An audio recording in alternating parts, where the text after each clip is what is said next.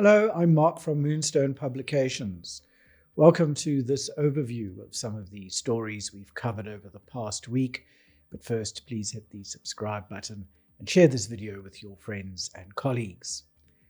Coming up in this week's update, the Constitutional Court delivers a landmark judgment on retirement fund death benefits.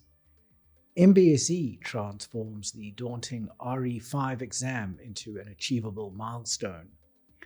Life insurers honour more than 95% of death benefit claims. The Tribunal sets aside a debarment that relied heavily on the results of a polygraph test. The FSCA publishes a new conduct standard for pension benefit administrators.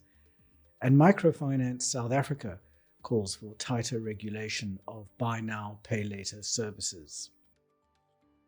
A landmark judgment by the Constitutional Court has ruled that whether someone is a dependent for the purposes of distributing a retirement fund death benefit must be determined as of the member's date of death, not when the fund decides how to allocate the benefits. The unanimous judgment overturns the precedent set by the Supreme Court of Appeal in Guaraneri versus Funds at Work Umbrella Pension Fund. The Apex Court said that changed circumstances after death may inform the distribution decision, but should not alter who was dependent at death. It held this textual and purposive reading of Section 37C of the Pension Funds Act better protects those who relied on the member.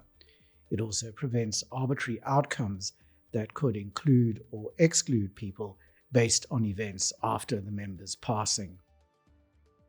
Competence in the financial sector begins with compliance, and for anyone advising or selling financial products, passing the regulatory examination for representatives is essential. Moonstone Business School of Excellence's online RE5 training aims to close the gap between legal language and real-world application. The self-paced course combines weekly focus areas, study guides, video resources, peer support, and a mock exam so candidates can practice analyzing questions under exam conditions. The course does not include the RE5 exam itself, but after completing the training, learners are well prepared to take the exam independently. Life insurers paid more than 39 billion rand in death benefits last year. The Association for Savings and Investment said its members honoured nearly 96% of claims, continuing their 4-year run of high claim settlement rates. Declines were a result of clear evidence of crime, unmet benefit definitions, exclusions, or intentional non-disclosure.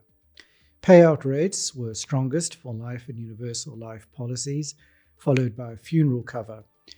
The payout rate for credit life policies was much lower, mainly because of unpaid premiums or because the debt had already been repaid. A bank relied too heavily on a polygraph test when it debarred a consultant, the Financial Services Tribunal has found. Capitec's case hinged on the results of the polygraph test, which suggested the representative had not come clean about his role in a fraudulent transaction orchestrated by a senior colleague. The tribunal said polygraph results alone are inadequate without corroborating evidence. It found that the rep's evidence provided a plausible explanation for his conduct that undermined Capitec's inference of dishonesty. The FSCA has published Conduct Standard 2 of 2025, introducing a new regulatory regime for pension fund benefit administrators.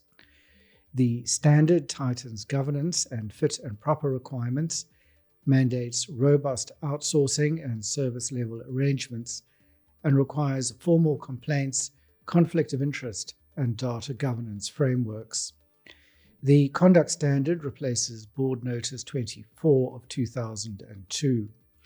Some of its provisions will come into effect in 6 or 12 months. Microfinance South Africa has urged regulators to move quickly to rein in buy now, pay later services, warning that the largely unregulated product is exposing millions of South Africans to hidden costs and unsustainable debt. Marketed as convenient and interest-free, MFSA says buy now, pay later increasingly functions as credit without the protections of the National Credit Act. MFSA is calling for urgent measures, including mandatory affordability assessments, full credit bureau reporting, standardized disclosures, and licensing or registering providers under the NCA.